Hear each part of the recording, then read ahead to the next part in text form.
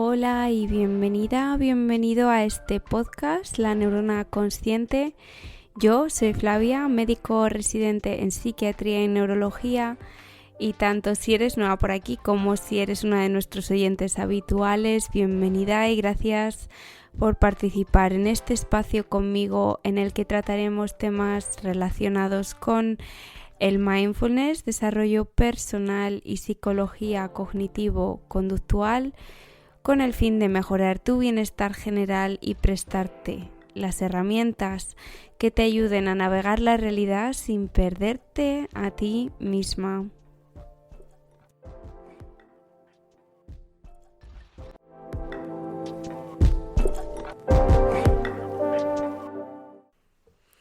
Antes de empezar el episodio me gustaría hacer un apunte. En la conversación de hoy trataremos temas sensibles como pueden ser sucesos traumáticos y suicidio. Por lo tanto, si en este momento no te ves capaz o te sientes triggereada con estos temas, te pido por favor que vuelvas al episodio en otro punto, en otro momento en el que seas capaz de sostener la conversación. Una vez dicho esto, os dejo con el episodio junto con Rafa Narbona. Espero que lo disfrutéis. Bueno, y en el episodio de hoy nos acompaña una persona muy especial, Rafa Narbona.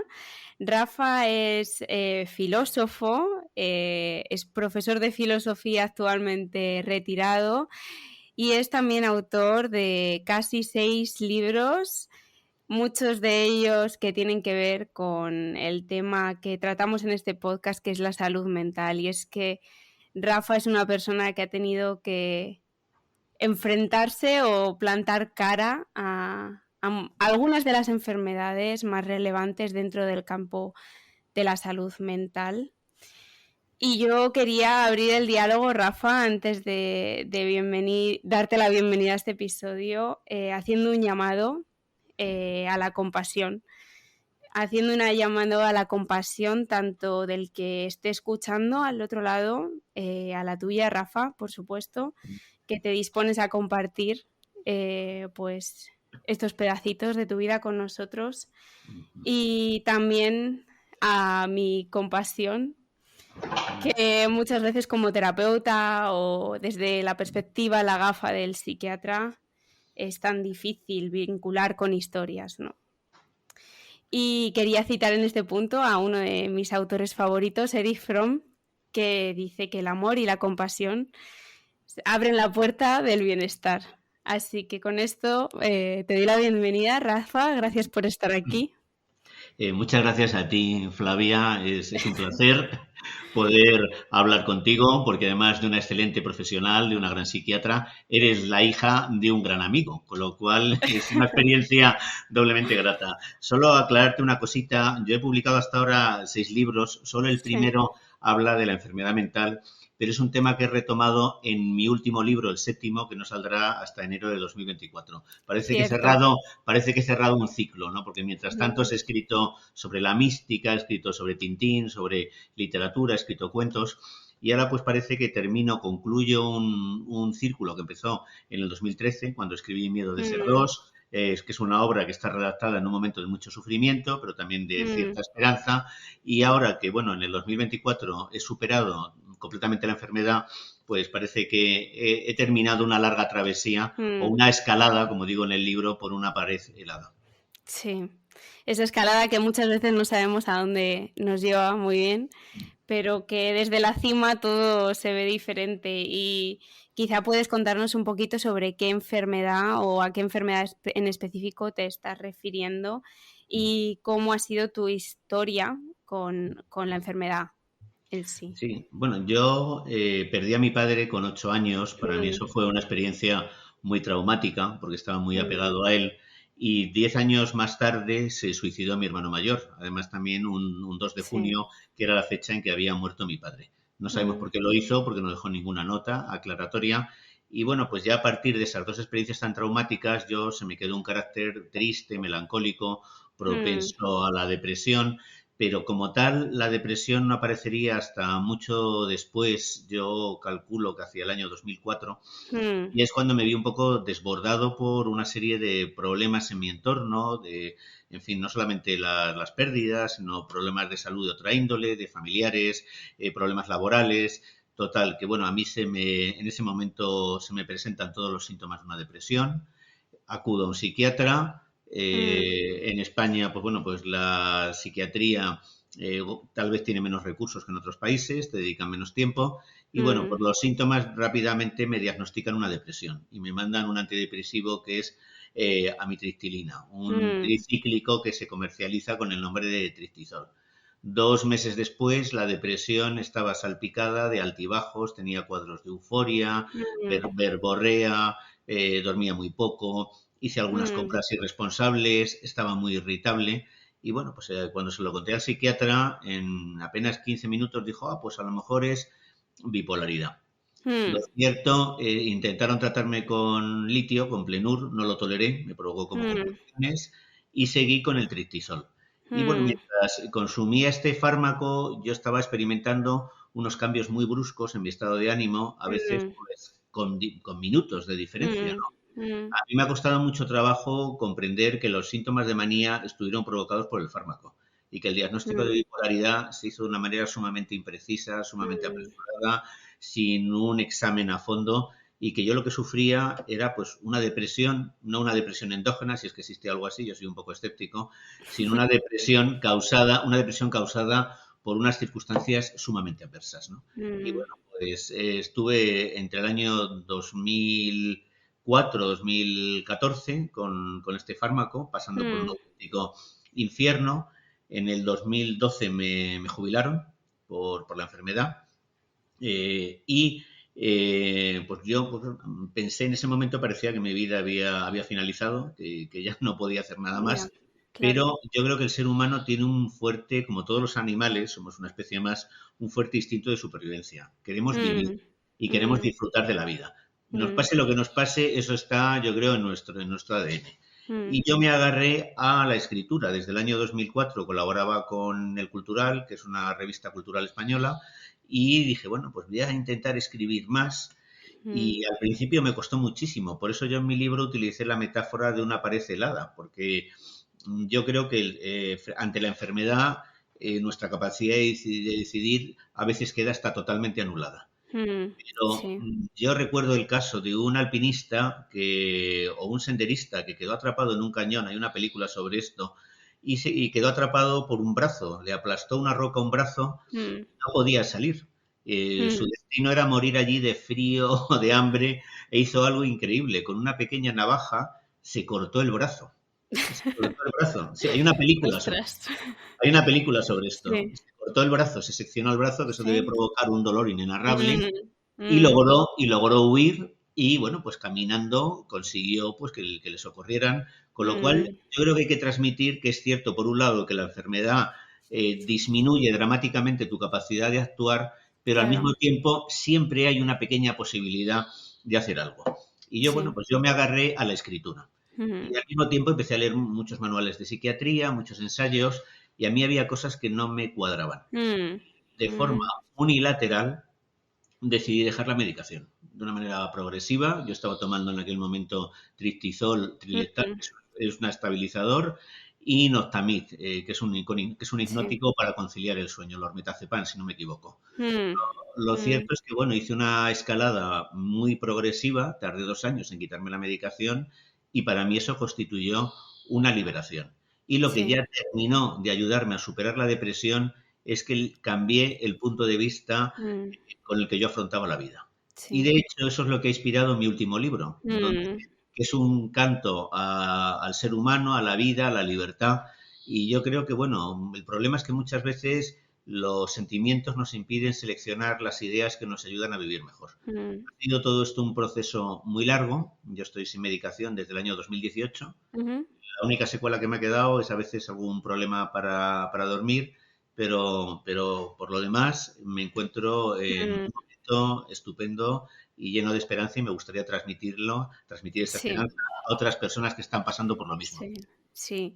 Bueno, una historia tremenda, y para el que no lo sepa muy bien lo que es esto de la bipolaridad, no tiene de por sí que ver solo con cambios de humor, ¿no? Con una inestabilidad anímica o con cambios impulsivos del cómo actuamos, ¿no? Sino que tiene más bien con fases de alteraciones de estado del ánimo, pues fases depresivas que se alteran con fases de manía, ¿no? Que es, pues en las depresiones estamos con el ánimo muy bajo, y en las manías pues el ánimo se sube tanto que, bueno, pues a veces aparecen incluso delirios del tipo delirios de grandeza, en los que nos creemos capaces de todo, ¿no? Y que nos llevan a tener conductas imprudentes. Y como tú dijiste, pues uno de los factores que puede desencadenar una manía, sin dudar a dudas, es un antidepresivo, y es algo que yo como psiquiatra, ahora cuando me cuentas y veo, pues sufro, ¿no? Que a veces, desgraciadamente, pacientes tienen que experimentar la iatrogenia de todo eso que prescribimos y que no viene sin efectos adversos, ¿no? Y muchas veces cuando estamos, bueno, cuando es la gente o el paciente, la persona, que no me gusta esta palabra de paciente, está en depresión, se siente muy incomprendida realmente y se siente sin fuerzas de hacer nada, como si tuviera que escalar por esa pared helada que tú dices, ¿no? Y quería en este punto citar una parte de tu libro, Miedo de ser dos, porque ya te lo he dicho antes, pero me parece que representa a muchos de los pacientes que yo veo y que me dicen que no se sienten comprendidos, ¿no? Y es que nadie podrá reprocharte nada si no ha experimentado el mismo tipo de sufrimiento y ha descubierto la impotencia de la razón frente a la locura. Y esto tiene mucho que ver con lo que has dicho al final, ¿no? De cuando estás atrapado en ese bucle negativo, ¿no? De que da igual que tú te digas a ti mismo en ese punto, no es así, está todo bien, o tengo la posibilidad de mejorar, que en ese punto salir sin ayuda es extremadamente difícil.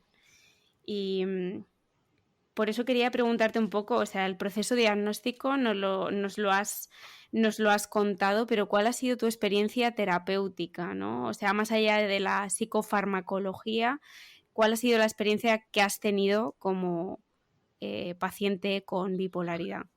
Hombre, yo en mi libro hay un capítulo dedicado a mis psiquiatras. Mi primera experiencia fue sobrecogedora porque me atendió un psiquiatra franquista, discípulo de Vallejo Nájera, padre, y que interpretaba que pues las alteraciones psicológicas eran un síntoma de debilidad. Y entonces, bueno, me trató francamente mal, acabamos discutiendo. Es un tipo de psiquiatra que yo creo que ya ha desaparecido, que pertenece a otra época. Ya estamos hablando de los años. Yo por la primera vez que acudí a un psiquiatra me parece que fue en el año 90, porque ya empezaba a tener momentos. Y entonces, pues bueno, fue una. No volví no a este psiquiatra hasta muchos años después. Y mi experiencia pues ha incluido de todos, psiquiatras a los que yo respeto y otros a los que por los que no siento ninguna estima. Algunos me han tratado con condescendencia, que me han dedicado periodos de 15 a 20 minutos cada 2 meses, lo cual me parece que impide conocer y comprender a una persona y menos aún diagnosticar una enfermedad. Otros que creían que la enfermedad mental solo se puede enfocar desde un punto de vista biológico, farmacológico, y que en ese sentido pues tampoco terapéuticamente pues no me han aportado nada. Y bueno, yo creo que mi mejor experiencia ha sido con un psicólogo que se llamaba Isidoro y que era un seguidor de Carl Rogers, de la terapia humanista de Carl Rogers. Y es la persona con la que me sentí más a gusto, más comprendido, pero luego y finalmente, bueno, pues conocí a una persona extraordinaria, que es Ana Isabel, una psiquiatra cubana, que es la que me ha atendido y a la que sigo viendo ya como amiga. Ella es cierto que un poco pues tenía pues este paradigma que se ha impuesto desde los 80 a la psiquiatría de que todo es un problema biológico, pero ella entendió muy bien mi decisión de dejar la medicación, me ha ayudado y siempre ha sido extremadamente delicada y respetuosa. Yo creo que la calidad humana de un psicoterapeuta es muy importante porque la psiquiatría no es simplemente una especialidad de la medicina más, sino que Mm, incluye aspectos humanos, sociales e incluso políticos. sí, Entonces, yo creo que para ser un buen psiquiatra hay que enfocar pues desde distintos puntos de vista el problema de la enfermedad mental. mm, Mi balance, pues no es muy positivo, no te voy a engañar, ¿no? O sea, y no puedo decir que sienta una gran simpatía por la psiquiatría, que en muchos aspectos me parece que se comporta como una pseudociencia. Es la mm, única disciplina que no trabaja con evidencias, sino con síntomas. ujú, Y en el caso de España, pues bueno, las listas de espera son interminables, se dedica muy poco tiempo a los pacientes, tienes que mm, acudir a la psiquiatría privada, que muchas veces es muy cara, y yo creo que está pendiente pues una nueva revolución en psiquiatría, un sí, cambio de paradigma que por cierto creo que ya se está produciendo en países como Noruega y como ujú, Finlandia. Por ejemplo, mm, ya se obliga a informar al paciente de los riesgos de la medicación, sí, se pide su consentimiento y donde se mm, trabaja más en cosas como intervención en el entorno. Entonces mm, yo tengo la esperanza de que ese paradigma, mucho más humanista, se acabe mm. extendiendo por el resto del mundo. Lo que pasa es que implica unos gastos que muchas veces los políticos, las instituciones, no están dispuestos a asumir. Sí, estoy totalmente de acuerdo y hay una parte muy importante, ¿no? De decir, somos solo biología, solo somos humanos, solo somos la mente, solo somos el cuerpo. Es una pregunta realmente interesante y a la que nadie, ninguno de nosotros realmente puede poner respuesta, pero em, lo que yo creo que está claro es que partimos de una base biológica que determina una cierta vulnerabilidad al Mm. estrés y en base a lo que construimos, el entorno en el que vivimos, pues las situaciones que tenemos que afrontar en el día a día y muchas veces la historia que nos toca llevar encima, pues como es la tuya, Rafa, ¿no? Pues generan un conglomerado que hagan que lleguemos antes o después al punto de la enfermedad. Yo pienso que todos somos susceptibles a la enfermedad. La pregunta realmente es cuándo, ¿no? La pregunta es cuánto estrés somos capaces de tolerar como seres humanos. Y creo que es muy importante que los psiquiatras aprendamos a escuchar desde la compasión, desde la comprensión y desde lo que tú has dicho, ¿no? Ver la historia como algo global, porque, bueno, pues tú obviamente no eres simplemente en ese momento del 2013, una persona que tiene una depresión porque le han prejubilado al tener bipolaridad, ¿no? Sino que acarreas una historia lleno de sucesos, de dos sucesos muy traumáticos, ¿no? La muerte de tu padre y la muerte de tu hermano. Y otros que no menciono.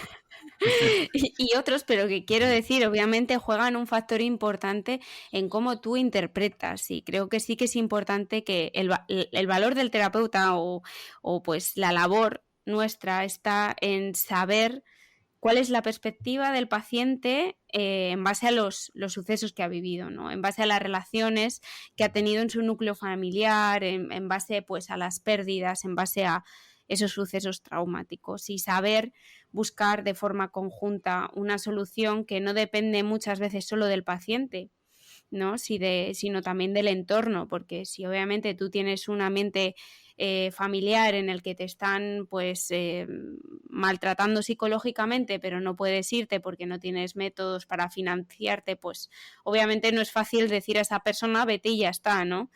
Necesitamos una red de estructuras sociales realmente para apoyar a esas personas que están en vulnerabilidad, ¿no?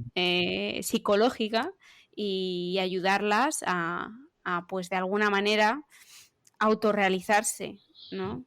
Ujú.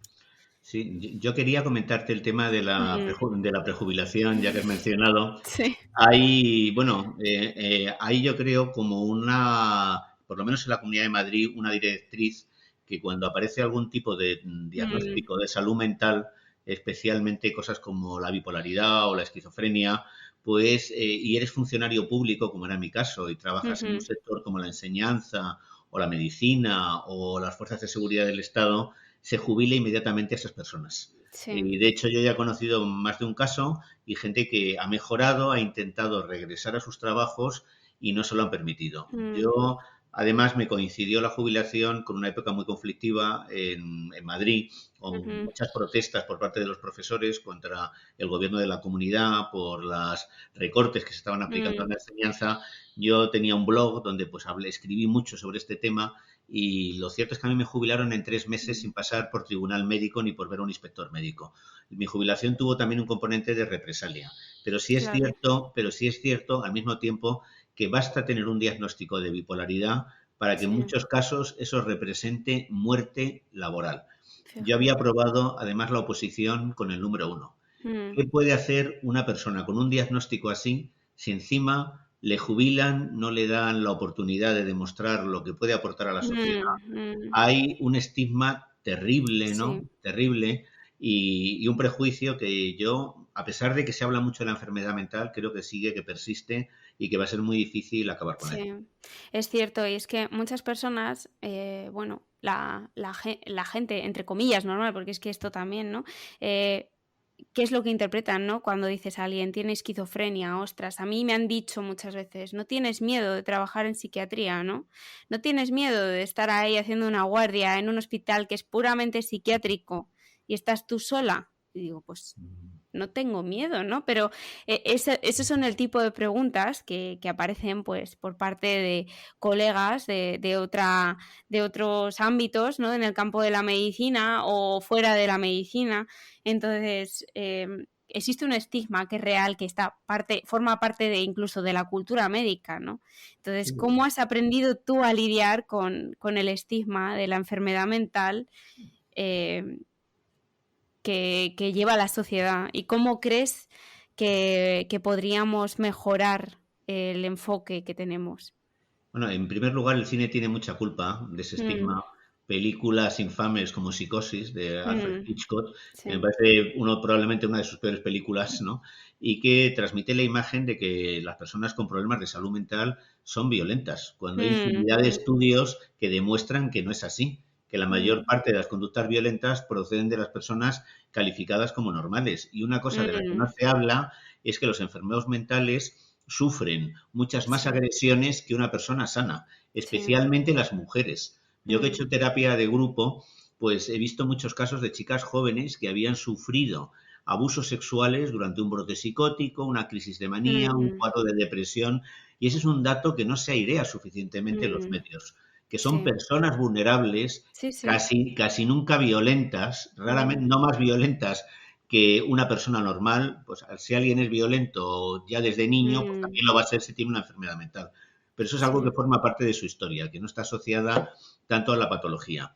Yo en mi caso, como cuando dejé de dar clases me dediqué a escribir, pues a los escritores se presupone que tengan algún tipo de trastorno, Mm, casi les da una aura romántica, ¿no? De hecho, el título de mi libro, Miedo de ser dos, está tomado de un verso de la poetisa uruguaya Alejandra Pizarnik, que tenía mm, trastorno límite de la personalidad y que se suicidó con 35 años.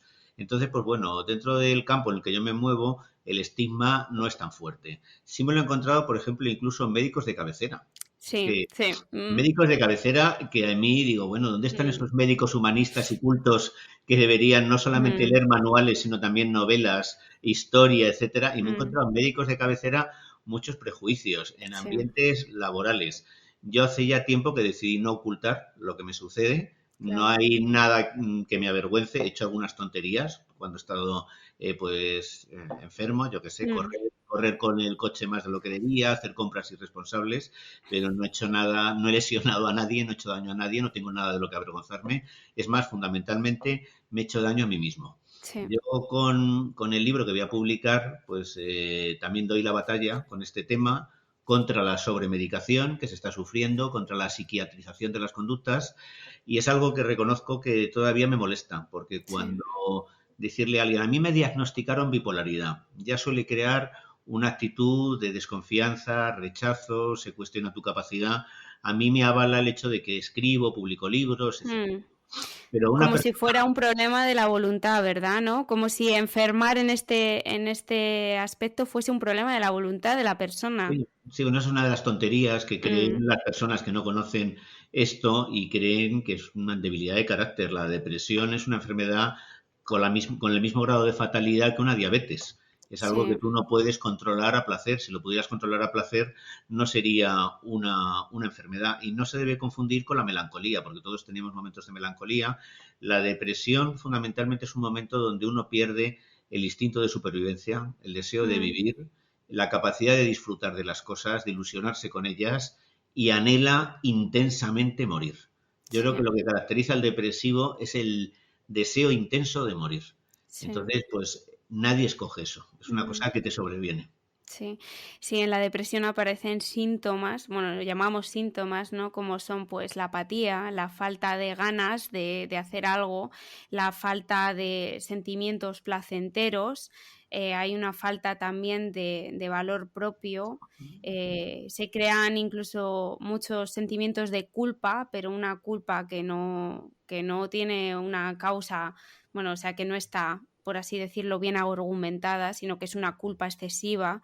Eh, Hay, pues eso, los típicos pensamientos rumiantes y como tú has dicho, pues a causa del sufrimiento que todo esto acarrea, empieza a aparecer o empieza pues a sobrevolar entre nosotros la idea de, pues, ¿y si me voy de aquí? ¿Y si lo dejo? Y con esto quería preguntarte, porque obviamente, Rafa, la enfermedad bipolar aumenta el riesgo de suicidio. Hay casos famosos, ¿no? Como el de Marilyn Monroe, que Hemingway, Hemingway. Hemingway también, claro. Y quiero, bueno, lo dejas claro en el libro, ¿no? Pero quiero preguntarte así de primera línea, ¿cómo manejas tú este tipo de impulso o cómo lo has manejado? Y qué dirías a una persona que a lo mejor eh, se siente tan desesperado que ve como única puerta de salida a su sufrimiento el suicidio. Yo he tenido durante mucho tiempo la obsesión del suicidio. Además, el hecho Mm, de tener un hermano que se quitó la vida, pues también parecía que había abierto una puerta, ¿no? Esa era una mm, salida. Como decía Montaigne, el suicidio es como estar en una habitación con humo, abrir una puerta y salir al exterior. mm. Nadie se suicida por razones filosóficas. Nadie quiere morir, en el No, fondo. que no. El Exacto. suicidio, lo que es una huida del sufrimiento. Sí. Cuando el sufrimiento se vuelve intolerable, buscas una salida y como no encuentras otra, matarte parece pues la única alternativa a tu alcance. Entonces yo Mm, durante mucho tiempo tuve en la cabeza pues la fantasía, de hecho hice hasta planes, me dediqué mm. a acumular pastillas, llegué a tener como en una caja 200 pastillas, para mí eso me Mm. proporcionaba paradójicamente tranquilidad. Digo, Sí, bueno, y esto que dices no es moco de pavo, ¿no? Porque, bueno, he tenido 2 casos cercanos, ¿no? Desgraciadamente de un paciente que se suicidó hace un mes y que, bueno, pues realmente en el momento en el que él tomó la decisión se le veía tranquilo, decía: "No me va a pasar nada", tal, ¿no? Entonces ya no teníamos nosotros como psiquiatras ningún argumento, para retenerle y finalmente pues había tomado la decisión y la tomó y en un segundito que él estuvo solo se pegó un tiro, desgraciadamente, ¿no? Y falleció.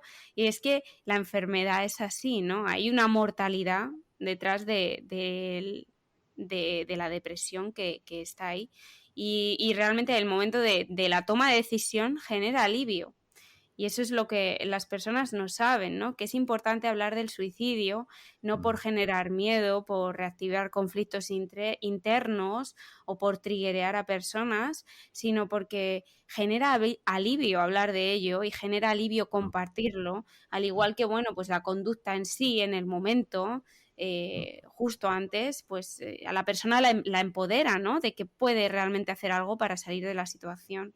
sí, bueno, yo creo que el suicidio es un error de cálculo. Sí, Tú ves las cosas a corto plazo y estás convencido de que nada va a cambiar. Yo claro. al mes de suicidarse, mi hermano se suicidó un amigo mío, que se llamaba Mm, Miguel, que tenía 20 años, no tenía ningún tipo de diagnóstico ni ujú. ningún tipo de tratamiento. Era el hijo de un militar muy intransigente y violento, uno de estos militares franquistas que había antes, y él Sí. el ambiente en casa le resultaba insoportable. Lo cierto es que el día que se fue a un hotel para envenenarse porque se tomó matarratas, y creo que eso es una muerte Mm, horrible, pues él se fue contento, se fue sí, feliz, sí, sí, esa pero, es la paradoja, pero ¿no? Que no te lo imaginas. es una falsa felicidad, porque lo que Sí, experimentas es un alivio de decir, bueno, ya me quito de se encima acabó. me Sí, quito de se encima acabó. todo, pero ¿cuánto sufrimiento tiene que haber en una persona para que Sí, haga algo así? Por sí. supuesto, no hay que culpabilizar a las familias, No. salvo cuando lo merecen. Cuando hay un cuadro de maltrato, las familias sí merecen ser reprobadas y Mm, culpabilizadas, pero la mayoría de las veces no suele ser así. Suelen ser familias disfuncionales que tienen problemas a lo mejor de neurosis, de falta de mm, comprensión y de comunicación, pero no siempre se puede hablar de maltrato.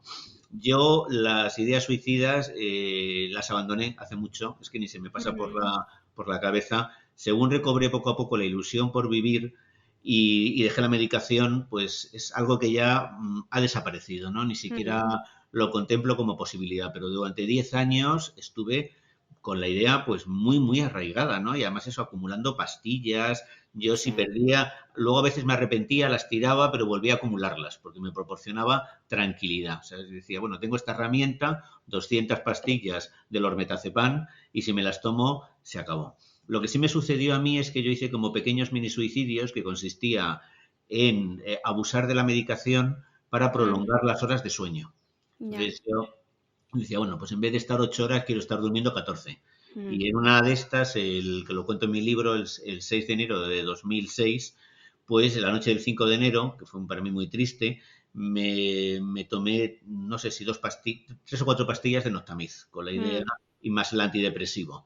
Y con la idea de que iba a estar durmiendo, pues yo que sé, 24 horas. Y como me desperté a las 9 o las 10 horas, me tomé otras 4 pastillas de Noctamiz y algo de triptizol. A lo mejor me había metido en el cuerpo 10, 12 pastillas. mm, Luego me enteré de que un músico que se llamaba Nick Drake y que tomaba amitriptilina, también triptizol, perdió la vida con 6 pastillas. sí. Con seis Mm. pastillas, porque al parecer los tricíclicos son muy Son tóxicos. peligrosos, sí. Son muy Mm, peligrosos y muy tóxicos. sí, Lo cierto es que mi mujer, yo me tumbé en un sofá y mi mujer no podía despertarme. claro. Tuvo que llamar a un médico de urgencias y el médico cuando llegó y vio cómo tenía las constantes vitales, no llamó a una ambulancia, llamó a una UCI, a una, La UBI móvil, ¿no? a una UBI Mm, móvil, eso, a sí. una UBI móvil. Y yo ahí, pues bueno, yo Mm, recuerdo cosas aisladas, recuerdo cuando me introdujeron en la ambulancia, tengo una experiencia que no me imagino que fue una alucinación, que es una visión cenital de mí mismo desde el techo de la ambulancia. Lo mm. recuerdo, yo imagino que el cerebro al quedarse sin oxígeno empieza a producir alucinaciones o algo así. Ahí hablo sin Bueno, saber. el tema de las experiencias cercanas a la muerte ya es como, bueno, creo que se queda un poco fuera de mi alcance. Sería como muy interesante hablar de esto, ¿verdad? Pero Lo cierto es que, bueno, a mí afortunadamente en La Paz me hicieron un lavado de estómago mm, y bueno, pues ya me recuperé, me salvaron la vida y esto me hizo ser más prudente con la sí. medicación. ¿Qué le diría a una persona que está pensando en suicidarse? Que espere, que Sí. entiendo que lo piense, que es comprensible en su situación, que es normal que piense en esa alternativa, pero Mm, que a largo plazo las cosas pueden cambiar. Siempre hay sí. recursos, siempre hay posibilidades. La sociedad debería hacer algo para que estas personas, para devolverles la ilusión. Yo estoy Sí. pensando en un bombero que conozco, se llama Sergio Turbio, me parece, Tubio, y no recuerdo el apellido exactamente, y él ha creado en Madrid un protocolo para los bomberos que asisten a las Mm, personas a punto de suicidarse, porque él, según empezó a trabajar, delante de él se suicidó un chico de 16 años, arrojándose mm, de una ventana a la calle. Le causó tal impacto que claro. entonces decidió que él como bombero tenía la obligación de hacer algo. Ha Sí. creado un protocolo, se ha especializado en el tema y gracias a este protocolo se están salvando vidas, Sí. porque los bomberos ya saben qué tienen que decirle al suicida y qué es lo que no deben hacer. Sí. Entonces yo creo que por un lado, el que está pensando en suicidarse, yo le diría, ten paciencia, Mm, siempre puedes hacerlo, de momento date un tiempo a ver si las cosas cambian, mm, intenta que las cosas, toma alguna decisión que te ayude a mejorar tu vida y luego mm. pienso que la sociedad, las instituciones tienen un deber moral de ayudar a esas Sí, personas. sí, así es. Espero que, bueno, yo ya sabes que ejerzo en Alemania y por tanto no conozco las estructuras a las que, bueno, tendrían acceso este tipo de pacientes, pero solo puedo sumarme a decir que la espera es lo más cauto que intente pues distraerse como sea, ¿no? Distraerse, no estar solo, compartirlo, incluso compartir las ideaciones, ¿por qué no? Que pensamos aquí, todo el mundo tenemos miedo de hablar de esto, pero precisamente es hablando como se rompe el estigma, ¿verdad? Precisamente Exacto. es cuando dices en voz alta a tu mejor amiga, a tu mejor amigo, mira, es que fíjate, me he pensado en tomarme todas estas pastillas para morirme porque soy una carga y pienso que soy menos carga si estoy muerta. Y dices, ostras, cuando lo dices en voz alta es diferente, ¿no? Cuando te lo escucha alguien que te quiere es diferente. Entonces, Curiosamente, y perdona que te interrumpa, las mujeres en general suelen mm, ser más receptivas que los hombres. Hay muchos hombres sí, todavía de mi generación, estoy hablando de yo tengo 60 años, mm, que cuando surge un tema demasiado íntimo y personal se sienten incómodos. sí, se sienten Y, vulnerables y hay y- mucho miedo a la vulnerabilidad. y les parece hasta poco masculino, ¿no? Hablar de estas Ya. cosas.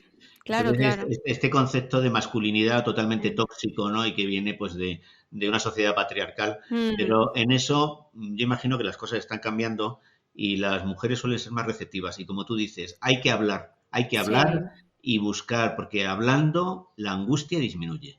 sí, La sí. palabra, como decía Freud, cura y alivia. Sí. Y en este punto quiero hacer una mención otra vez a tu libro, Miedo de ser dos, porque hay una frase que recoge todo esto que hemos hablado, ¿no? Y que me parece muy interesante el análisis de detrás. Y dice lo siguiente: a veces experimento la tentación de abandonar, a veces pienso que la temida caída sería un vuelo hacia una desconocida paz. Y me parece muy interesante que precisamente menciones esta palabra, ¿no? Paz, con la que al final de tu libro te refieres a la cumbre de esa cima a la que estás llegando, en la que estás, bueno, pues trabajando, a la que buscas llegar. Entonces, precisamente esta palabra paz, este no es el camino de la paz. No. Este no es el camino de la paz.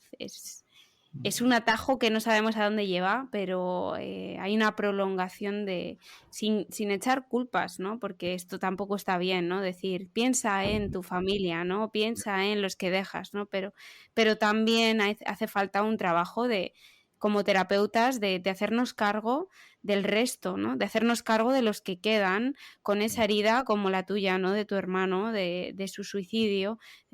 Obviamente el que experimenta una pérdida traumática como es esta, se va a hacer preguntas y obviamente va a intentar de alguna manera reconstruir los hechos una y otra vez y va a generar un sufrimiento pues muchas veces casi, bueno, difícil de acompañar para nosotros. Hombre, hay una cosa que es cierta, el Mm, suicidio tiene muchas víctimas, no muere solo el que se quita la vida, sino que deja claro. a la familia destrozada. No se trata Mm, de culpabilizarle, porque un suicidio no es una elección libre, no es una elección exacto. libre, nunca lo Mm, es.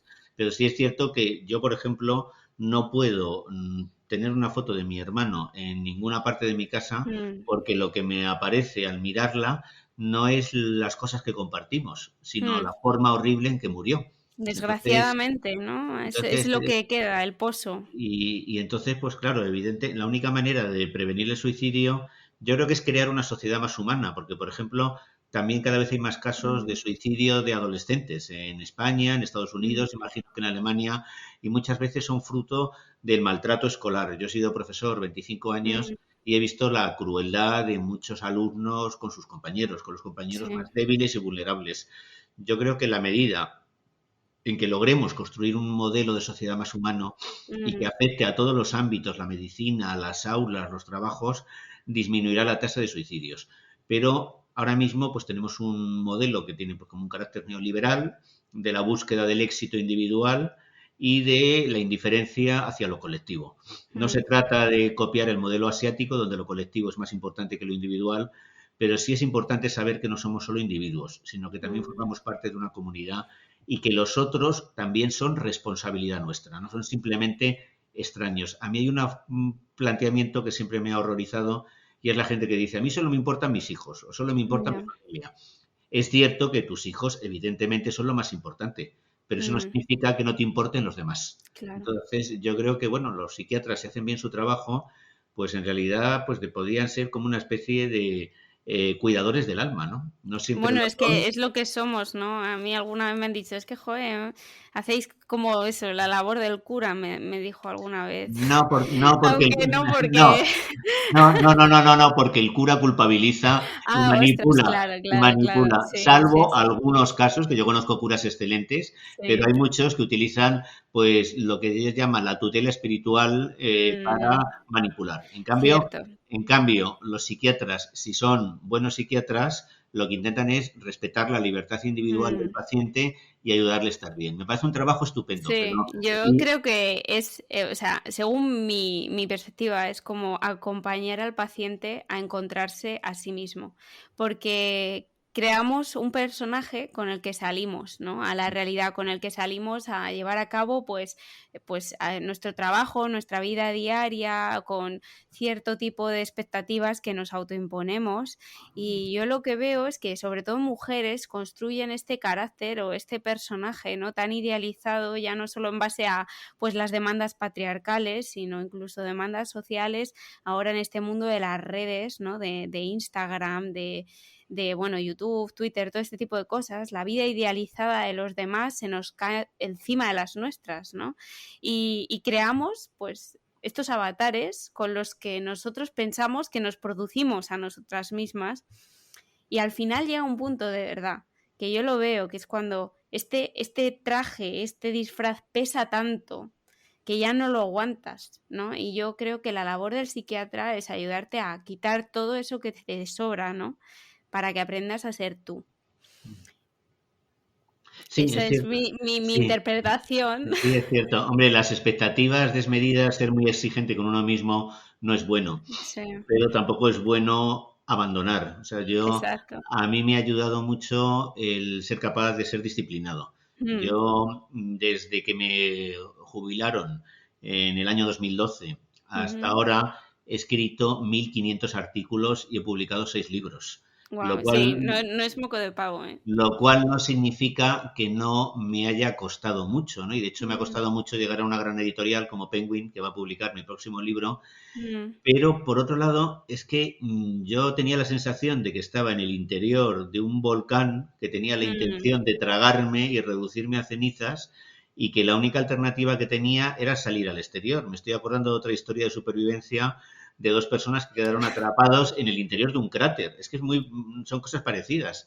sí. Y lo hicieron, bueno, salieron hundiendo los brazos en la tierra para poder ascender. Y otra historia que a mí me ayudó mucho fue la tragedia de los Andes. O sea, lo que hicieron estos chavales uruguayos que tenían 20 Ujú, años, que cruzaron no sé cuántos, no sé si fueron 60 kilómetros por la alta montaña, sin ropa, sin mm, material de alpinismo, que es algo casi imposible de hacer, sí, sí. pues a mí dije, bueno, si el ser humano tiene esa capacidad de sobrevivir, ¿por qué no la voy a tener yo? También pensé, otro ejemplo es Etty Hillesum, una joven Mm, judía holandesa no tan conocida como Anne Frank, pero que también murió en Auschwitz, eso sí, mm, con 26 años, y ella cuando iba a ser deportada dijo, aunque mis huesos se pudran dentro de unos días en Polonia, yo sigo creyendo en la vida, sigo creyendo en el hombre, sigo teniendo esperanza. Y digo, bueno, mm. el ¿Dónde se encuentra esta esperanza, Rafa? ¿Dónde la encontraste? ¿Cómo reconectaste con esta pues fuerza tan poderosa? Pues mira, leyendo a determinados autores, el diario Mm, de Tilesum me ayudó mucho. Hay un mm, gran pecado en la historia de la literatura y es el pesimismo. Hay muchísimos sí. escritores, la vida es una porquería, el ser humano es una porquería, la Mm, vida es solo ruido y furia, como decía Shakespeare. Es muy difícil encontrar autores optimistas como mm, Walt Whitman, por ejemplo, o como E. Tilesum o Jorge Guillén. Entonces, pues bueno, yo leyendo algunas cosas y algunos filósofos dije, bueno, es que estoy totalmente equivocado. Mi pesimismo, que yo lo he aprendido de Schopenhauer, mm, de Cioran, es una imbecilidad. En el fondo el sí, pesimismo es un acto de inmadurez, es un poco la sí. actitud del niño enrabietado. Mm, Entonces yo creo que es mucho más inteligente y mucho más maduro contemplar la vida con optimismo, con mm, esperanza. Entonces, sí. a base de lecturas, yo creo que cambié mi punto de vista sobre las cosas y yo creo que tenemos un gran tesoro en nuestro interior. El ser Mm, humano tiene mm, una gran capacidad de trascenderse a sí mismo, de superarse, de transformarse, de evolucionar. sí. A mí me han dicho que he cambiado a veces de ideas porque fui marxista, dejé de serlo, fui católico, dejé de serlo. Y yo digo, mira, es que estoy vivo y estoy en continua, Claro, y es sí. que estoy en continua evolución y lo que no voy a ser es Mm, fiel a mis errores. He buscado cosas, me he mm, equivocado y ahora estoy pues con un camino de una forma independiente y libre y mm. cada día me siento, es una palabra que no me gusta, pero más empoderado, ¿no? Que no te gusta. No, es fea, es una palabra fea. Es feo estar en el poder, pero es así como tiene que ser, ¿no? Tú tienes que estar, pues, sentado en tu sitio, dirigiendo tú tu vida y que no sean tus miedos ni, pues, estas estructuras cognitivas negativas que todos tenemos, todos, los depresivos, los no depresivos, los ansiosos, los maníacos, todos tenemos estas estructuras y que está en nuestra mano creérnoslas o no. Y realmente hacer una revisión, lo que tú has dicho, es algo que hacemos en terapia, ¿no? Que es la reestructuración metacognitiva, ¿no? De todo eso que nos creemos y que hemos dado como válido sin tener pruebas. Y yo creo que en este punto, como sociedad, hay algo que no toleramos, que es la ambivalencia. La ambigüedad y el estar en un punto que no es ni blanco ni negro. Y es que la vida no es ni blanca ni negra, ¿no? Es un arco iris lleno de colores. Entonces, pues a veces sí, ostras, he metido la pata, pero no significa que vaya a hacer todo mal, ¿no? O pues todos cometemos errores, ¿no? Pero eso no determina quién uno es. Y Y puedes, en a- es... y puedes aprender, sobre todo. Exacto, exacto. Puedes aprender a reaccionar de otra manera. A mí, por ejemplo, tú sabes que me gustan muchísimo los perros. A mí, Mm, cuando en el año 93 se me murió un perrito, me costó una depresión. Perdí 20 kilos en un mes y medio. Porque ya, no aceptaba la pérdida, no aceptaba la claro, muerte. Ahora, bueno, más adelante, mi madre y mi hermana fallecieron con 20 días de diferencia. ya. Yo he perdido a toda mi familia, solo me queda mi mujer. Mm, Mi hermana, que era profesora de instituto, nació con un montón de problemas de salud, con síndrome de Turner, con neurofibromatosis, con pelvis de Otto.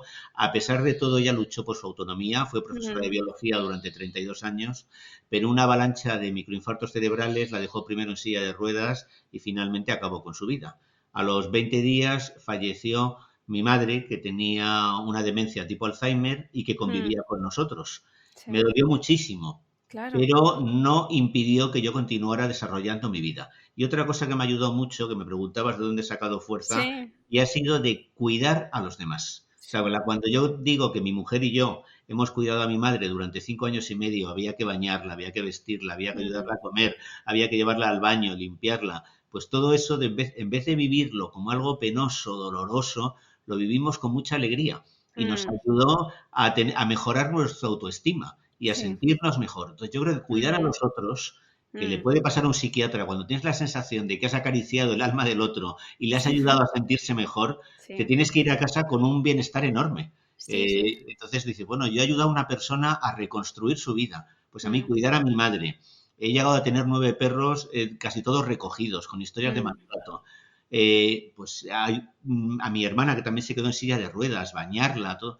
En mi mm, vida hubo un momento donde me pasaba 5 horas al día cuidando a personas enfermas o mm, animales. Y sin embargo, eso, lejos de vivirlo como una carga, me ayudó a sentirme mucho mejor y a claro. darme cuenta de que yo también era una persona valiosa Mm, y que aportaba cosas a la sociedad. Entonces, yo creo que hay muchos mecanismos, muchas claro. estrategias.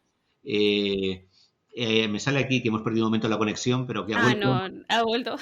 Ah, bueno, y entonces hay muchos mecanismos, muchas Sí. estrategias Mm, y la cuestión es que, claro, hay personas, yo creo que una de las razones por las cuales muchos enfermos no mejoran es por sus entornos. mm, Están en entornos familiares muy negativos o en situaciones sociolaborales muy negativas. Si sí. esas personas recibieran alguna ayuda, yo me estoy acordando de un caso que cuenta James Davis, que es un psicólogo inglés que ha publicado un Mm, libro titulado Sedados y que en España ha publicado Capitán Swing contra la sobremedicación. Contaba el mm, caso de una chica muy deprimida que resulta que era pues una mujer maltratada, con un hijo con una discapacidad, sin trabajo. Cuando esta chica fue capaz de dejar al maltratador, encontró un trabajo y su hijo mejoró un claro. poquito, todo Mm, cambió, todo sí, sí, cambió, todo sí, cambió. sí. Entonces, la cuestión es que el enfermo mental no se puede enfrentar solo a sus No. problemas, pero con una ayuda adecuada puede superarlos. O por lo Sí, menos sí, aprender a manejarlos y a convivir con ellos. Yo una cosa que he hecho fue aprender a distanciarme de mis emociones. Al sí, principio yo seguía teniendo impulsos depresivos. Me sentía sí. triste, desmotivado, con ganas de tirarme en la cama, de no hacer nada. Y decía, no, o sea, no me lo voy a permitir. me voy a distanciar de esto, esto es como un dolor de cabeza, se me va a Sí. pasar. En un par de horas Mm, voy a estar mejor.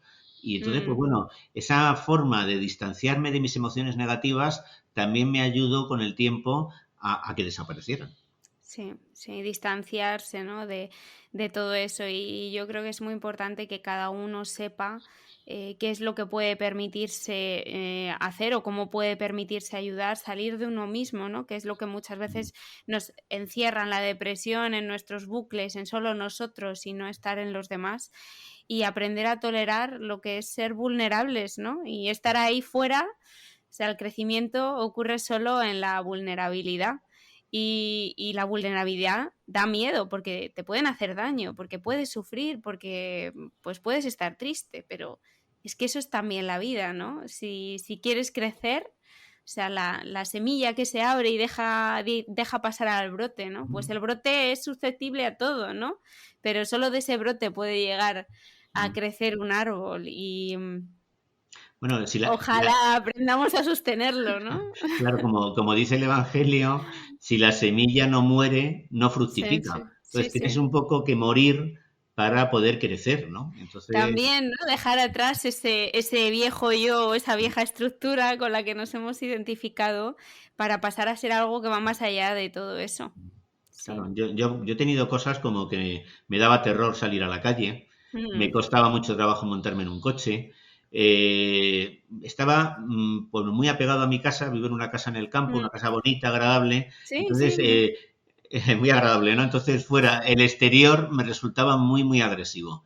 Y mm, entonces, bueno, pues estas cosas, dije, bueno, hubo un momento en que la falta de libertad que yo me había impuesto a mí mismo me resultó insoportable. mm, Digo, yo no quiero estar limitado. Una cosa es que me gusta estar en mi casa y otra que ir a Madrid me produzca angustia. claro. Entonces, pues todo, claro, yo esto ahora lo contamos una conversación de una hora, pero estamos hablando de un proceso que ha Es durado un proceso, sí. 10 años, 10 Claro. años. O sea, 10 Sí. años y sobre todo mi mejoría se hizo como mucho más aguda, pues a partir, yo calculo, del año 2016 o así. Mm, Y en el 2018 ya pegué un empujón ujú, fuerte, que es cuando curiosamente muere mi madre y mi hermana. mm, Después de su muerte ya consigo fuerzas para dejar definitivamente la medicación, es cuando salgo adelante. Yo, por mm, cierto, tampoco es que invite a nadie a dejar la medicación. De hecho, yo sé que en un brote psicótico sin neurolépticos es muy difícil que remita, o claro. remite al cabo de mucho tiempo y tras causar muchos estragos. Pero lo que sí es cierto es que la medicación solo es una herramienta más, Mm, que hay que mm, saber utilizarla, pero no se puede convertir en la llave universal de todos los problemas. Entonces mm, ahí yo he visto mucha gente tomándose 8, 10, 12 fármacos y que mm. les dejaban reducidos a un estado de pasividad absoluta. Yo espero que esta especie de fanatismo biologicista Sí, retroceda, ojalá. se medique lo menos posible y Mm, exclusivamente lo necesario y se empiecen a explorar las herramientas sociales, mm. terapéuticas e incluso políticas. Sí, yo quiero decir en este punto que la medicación ayuda, ¿no? Es mucho más fácil, por las experiencias que he tenido, hacer terapia con una persona que esté medicada que con una persona que no esté medicada, ¿no? O sea, es más fácil romper el patrón de pensamiento, es más fácil, pues, sacarle de la cama, ¿no? Es más fácil, pues, animarle a tener una estructura, una rutina, por así decirlo, pero no debe convertirse en la única forma de terapia porque, bueno, o sea, está en todas nuestras líneas terapéuticas y guías terapéuticas. La terapia es psicoterapia con, bueno, si es necesario, pues un antidepresivo.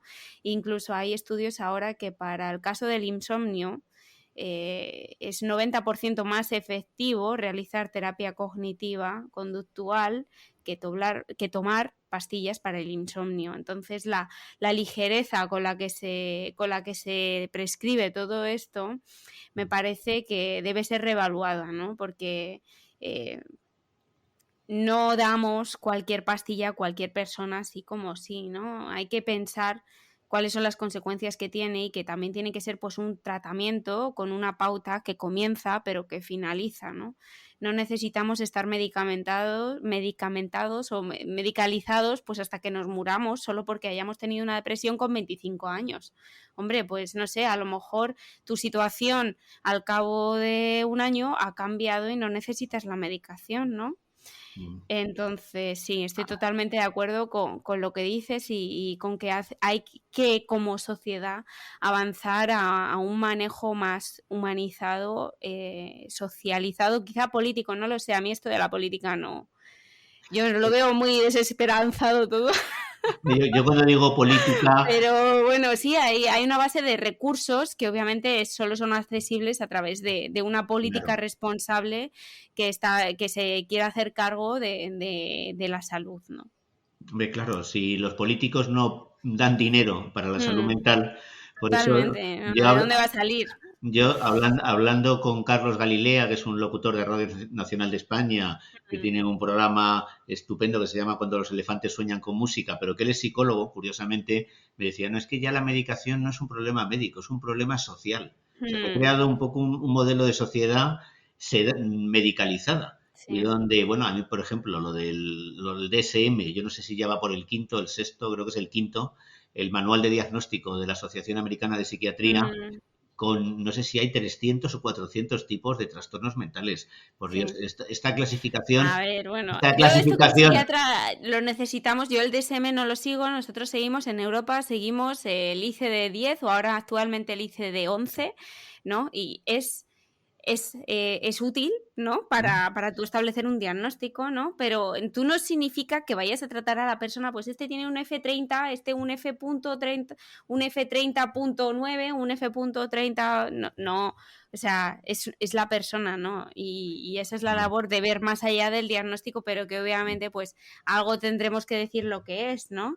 sí, Y pero no llegar hasta el extremo de que haya 300, 400 tipos de encasillar. diagnósticos, porque eso ya es sencillamente falso y grotesco. Una cosa es que haya una Yeah, tabla de clasificación razonable, que haya sí. 20, 30, 40 diagnósticos, pero no Yeah. 400. Nada. Y que Bueno, pero además, esto es un poco como, es el tren de la sociedad, ¿no? Porque todo el mundo se quiere sentir, de esto lo siento en plan de verdad, pero todo el mundo se quiere sentir incluido con sus, por ejemplo, el otro día había un reportaje que sacaban aquí en Alemania, ¿no? Bueno, pues unas chicas que son obesas, tienen una obesidad que lo reconoce cualquier persona y que dicen que son anoréxicas, pero que tienen una anorexia que es especial y que no está recogida en el DS, bueno, etcétera, etcétera, ¿no? Entonces, claro, ahora surgen muchos colectivos que también pues piden sentirse porque obviamente estas personas no cumplen con los criterios diagnósticos de ya, una anorexia, ¿no? Cuando el principal criterio es pues la pérdida de peso, etcétera, ¿no? Pero bueno, o sea, más allá de todo esto, me gustaría que si no se nos va a ir por las ramas este episodio y me vas a brotar a mí aquí una de las cosas que más, que más conflicto me generan casi. Que es, me gustaría preguntarte, ¿qué le dirías a una persona que acaba de recibir un diagnóstico psiquiátrico? hombre, yo es difícil que de entrada le diría que desconfíe un poco de la psiquiatría. Lo digo porque a mí me dijeron, no, si eres bipolar y esto es algo genético, incurable. Mm, Bueno, no hay ninguna prueba de que eso sea así. mm. No es más que una teoría. Incluso cuando se habla de una vulnerabilidad genética, es una hipótesis. O Sí, sí, sea, lo es. es una hipótesis que no se nos venda como un dogma. Mm, Entonces, hoy en día la psiquiatría parece casi una cadena perpetua, ¿no? Usted es bipolar y lo va a ser de por vida. Usted es depresivo y se va a tener que medicar de por vida. mm, Pues yo digo, mira, la psiquiatría es una disciplina muy peculiar de la medicina que le puede ayudar. Lo primero, busque un psiquiatra que le inspire confianza. mm, Una persona que tenga empatía, con la que se pueda sincerar, con la que pueda hablar tranquilamente. Es muy importante estar en manos de un psiquiatra que responda a sus necesidades, porque hay psiquiatras que maltratan a sus pacientes. Yo eso lo he claro. visto. Entonces, busca un buen psiquiatra. Y no pare hasta encontrar. El problema ya es político, porque lo mismo no hay una gran oferta. Y luego, una vez bueno, que ha encontrado un psiquiatra, que sepa que hay muchos casos de personas que han superado esto. O sea, no se Mm, trata de una condena a muerte. Hay mucha gente que ha pasado por la depresión y ha salido de ella. Hay mucha gente que ha tenido cuadros de euforia, de manía y que ha salido de ella. No se deje mm, llevar por esta especie de pesimismo, de que esto mm, es como una diabetes, jamás la va a superar, jamás se va a curar. Yo creo que esa idea hace muchísimo daño. Lo dice mm, James Davis, lo dice también Joanna Moncrief, que es una psiquiatra inglesa, Entonces, pues bueno, usted está en un momento de su vida con unos síntomas que se corresponden con los de la depresión. Pero eso no significa que toda su vida vaya a ser así. Exacto. Puede que necesite medicación o puede que pueda retirarla. Puede que necesite psicoterapia, eso siempre viene bien, pero encuentre un buen psicoterapeuta. Entonces, hay muchas alternativas, muchos caminos que se encuentra en una situación difícil, va a sufrir un estigma social, no se lo voy a negar, pero no se deje vencer por la enfermedad. Y no tolere tampoco que nadie le maltrate, incluidos los psiquiatras ni los médicos. Porque, en fin, yo he conocido psiquiatras que eran grandísimos seres humanos y otros que eran unas malísimas personas, porque es que son seres Claro. humanos. Eso sí, Entonces, eso sí. es muy importante pues buscar las herramientas adecuadas, un buen psiquiatra, un buen psicoterapeuta, la medicación adecuada, relativizar muchas de estas cosas, de esto es para toda la vida, e intente elaborar un proyecto vital, cosas que le hagan ilusión, búsquese metas. Siempre el ser humano necesita tener un qué hacer, algo que le dé continuidad y sentido a su existencia, algo que justifique levantarse todos los días. Y siempre hay un proyecto, una meta para cada ser humano. Somos distintos, pero todos tenemos algo que nos gusta, que nos atrae, que nos hace sentirnos mejor. Y no pierda la esperanza, no pierda la esperanza. Yo es que aquí me enfado un poco, porque es que la psiquiatría con esta idea de, no, esto es incurable, esto es para toda la vida, No, esto es crónico, está haciendo no. mucho daño con esa idea. Sí. Y no, Yo me rompe por dentro cuando escucho esto, ¿no? En plan de no eres la primera persona con la que hablamos en el podcast que habla de médicos estableciendo pronósticos, ¿no? Tuvimos aquí una chica también joven con una distrofia que también le dijeron, una distonía, que también le dijeron, no, el pronóstico es ya silla de ruedas para toda la vida. Y digo, pero vamos a ver, madre de Dios, yo no he dado un pronóstico de nada en mi vida. Ni siquiera al paciente con un glioblastoma que tiene un pronóstico pues infausto. O sea, no entiendo cómo puede haber personas o médicos que quieren quitar lo más poderoso que tenemos, ¿no? Que es la esperanza. Entonces, a mí me duele mucho, de verdad, cada vez que escucho estas historias y estas estas experiencias tan devastadoras de desempoderamiento realmente. claro, y yo conozco además un caso de una compañera de la universidad. Yo tuve una beca de formación de personal investigador al acabar la carrera y una de mis compañeras, que era una chica brillante, que como ya había sacado muy buenas notas, pues tuvo un brote psicótico. Y un psiquiatra le dijo, esto es incurable, es para toda la vida. Vas a estar teniendo brotes recurrentemente a lo largo de toda tu vida. Y entonces ella se suicidó. Yo se arrojó por una ventana. Yo habría arrojado por la ventana al psiquiatra, ¿no? Me parece absolutamente inhumano decirle esto a una persona. Y yo además tengo un familiar que ha tenido brotes psicóticos, de hecho ha tenido 12, pero que no ha tenido ninguna recaída desde el año 2009. Y desde el año, eso sí, Fíjate, sí. está tomando medicación, Claro. pero tuvo 12 brotes psicóticos, un diagnóstico de esquizofrenia paranoide. Parecía que eso no se iba a curar, que no iba a poder hacer una vida normal. Y bueno, pues ha tenido periodos de estabilidad de 5, de 6 años, ha trabajado, sí se tuvo que jubilar, pero ahora lleva más de 14 años sin ninguna recaída. Claro. Entonces, eso no La es. esperanza está ahí, ¿no? Y esta surge cuando entramos en el diálogo y cuando nos permitimos conocer las historias. Yo tengo un primo que también tuvo brotes psicóticos y bueno, pues lleva también 20 años sin ninguna recaída. Él hizo el bachillerato ya mayor, sacó una oposición, terminó la carrera de historia, sacó otra oposición de administrativo en la Comunidad de Madrid. Entonces, pues yo puedo contar historias de esperanza, que no Sí, se dejen desmoralizar por claro. psiquiatras o por personas que le digan, esto es incurable. No, no. En este momento estás mal, pero en un futuro podrías no estarlo. No lo sabes, claro. No lo sabes. Y con esta llamada a la esperanza, Rafa, quiero despedir el episodio. Muchísimas gracias por haberme dado la oportunidad de tenerte hoy aquí. Creo que es el episodio 50, así que también es un episodio un poco especial, es un número así. Y a pesar de todas las dificultades técnicas y logísticas, hemos conseguido encontrarnos, así que gracias por este espacio y por compartir tu historia con nosotros. Gracias a ti por esta charla que me ha resultado tan grata y sobre todo gracias por ser el tipo de psiquiatra que deberían ser todos los psiquiatras, ¿no? Una persona abierta, con empatía y con ganas de ayudar a los demás. Gracias. Bueno, y resumiendo un poquito, en el episodio de hoy hemos escuchado a Rafa hablar sobre su experiencia con el diagnóstico del trastorno bipolar, cómo el estigma social ha influido en su vida y en su forma de sobrellevar muchas veces la enfermedad, su experiencia tanto con tratamiento psicofarmacológico así como psicológico y de terapia. Y por último hemos tocado algunas pinceladas acerca de la importancia de transmitir esperanza, sobre todo a pacientes con diagnósticos, con un pronóstico incierto, pues de esto muchas veces depende la perspectiva con la que afrontarán los desafíos que traen enfermedades como son la bipolaridad, la esquizofrenia, depresiones mayores.